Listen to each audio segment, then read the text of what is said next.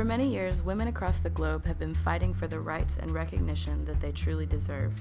Despite the many obstacles, women have made great strides towards equality, particularly in the last century. Born in 1939, Judy Cohen grew up during a very progressive and emotional time for American feminism, and her parents were very free thinkers. Judy said of her childhood, "I was raised in a family that believed in equal rights for women, which was very unusual for that time. The bad news was that they never bothered to tell me that not everyone else believed in that too."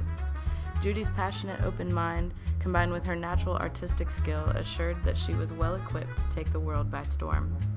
Judy diligently studied art at the Art Institute of Chicago and UCLA before earning her master's in fine arts in 1962. Judy Cohen dealt with a good deal of grief in her life and went through a bit of an existential crisis following the early, tragic deaths of her father and husband. She began to focus her attention towards feminism and defining her life detached from men. While redefining herself, Judy became the mother of American feminist art and changed her name to what we know her as today, the iconic Judy Chicago.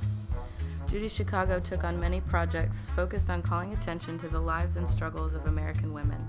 She became best known for her sculptures and large installations, which incorporated the works of other female artists. Her first notable work came in 1973 and was known as the Dinner Party. It was a large triangular table consisting of 39 place settings, each honoring an important female figure. She enlisted the help and input of hundreds of mostly female artists. Judy Chicago decided to take this project a step further when she invited the public to contribute their own place settings. These place settings came in the form of 2-foot triangle quilt squares and were meant to honor one woman or group of women that the artist viewed as influential or important. These quilt squares were made by women from different backgrounds all over the country and came together to be displayed as one unifying whole. More than 600 different women and groups of women submitted quilt squares to the project, displaying their own styles, materials, skill levels, and heroines. In 2013, after being viewed by over 1 million adoring fans, the honor quilt was donated to the University of Louisville by Judy's nonprofit group, Through the Flower. Chicago made great contributions not only to the art world but to the feminist movement. Her masterpiece, the International Honor Quilt, helped to unify women with the power of art. The honor quilt honored many very important and influential women.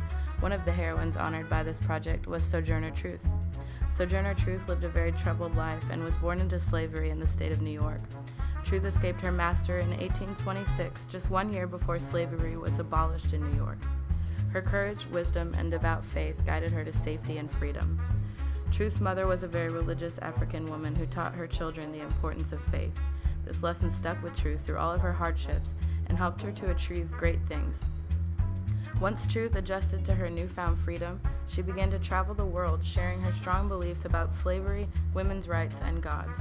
Sojourner Truth was a very stubborn and fearless woman who truly stopped at nothing to stand up for what she believed in. Due to her upbringing, Truth was largely uneducated and never even learned to write her own name. This, combined with the everyday struggles of being an African American woman, made life very difficult for Truth. But Sojourner Truth was not the kind of woman to give up, and she had knowledge far more valuable than the ability to read or write. She once claimed, "You know, children, I don't read such small stuff as letters. I read men and nations. I can see through a millstone, though I can't see through a spelling book." Truth embraced the important talents that she did possess and focused on her love and skill for public speaking. Truth took on the role of a self-proclaimed preacher, preaching for the rights of African Americans and women across the country. She had the rare ability to capture her audience, speaking honestly, emotionally, and provocatively about the issue at hand. Her most famous speech, "Ain't I a Woman?" was delivered in 1855 at the Women's Convention of Akron, Ohio. She preached, "Nobody ever helps me into carriages, or over mud puddles, or gives me any best place. And ain't I a woman? Look at me. Look at my arm. I have plowed and planted and gathered into barns, and no man can head me. And ain't I a woman? I could work as much and eat as much as a man when I could get it, and bear the lash as well. And ain't I a woman?" With this, Truth raised a very powerful and thought-provoking question to her audience. She was fighting for equal treatment of men and women, and particularly African American women. Her iconic question, "Ain't I a woman?" has become a war cry for feminist movements all over the country. Sojourner Truth continued to deliver invigorating speeches for many years before her death in 1883. She became very well known in her lifetime for her opinions and her fearless willingness to share them. She overcame huge hurdles in her lifetime and certainly made a huge difference in the lives of many. She was one of the earliest Black women to make a difference in the way that this country saw race and gender, and she truly defied all odds to get to that point.